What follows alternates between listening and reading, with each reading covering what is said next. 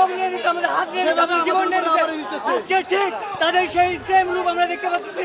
জুলাই এবং আগস্টে তারা যেমন অত্যাচার করছে আমাদের উপর, আমার ভাই বোনদের উপর, আমাদের ভাইদেরকে যেভাবে মারছে তারা এখন আবার ওইভাবেই মারতেছে।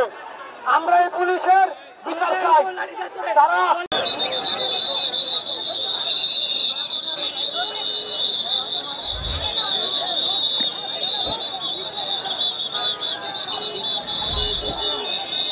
সারা বাংলাদেশ যারা আহত আছে তাদেরকে আমরা দৃষ্টি আকর্ষণ করছি, চক্ষু হাসপাতালে অতি শীঘ্রই সবাই চলে আসেন। আমরা আমাদের জুলাই আন্দোলনে যে সকল ভাইরা আহত হয়েছে, শহীদ হয়েছে, আমরা আমাদের শহীদ পরিবারদেরকে আমাদের পাশে চাই।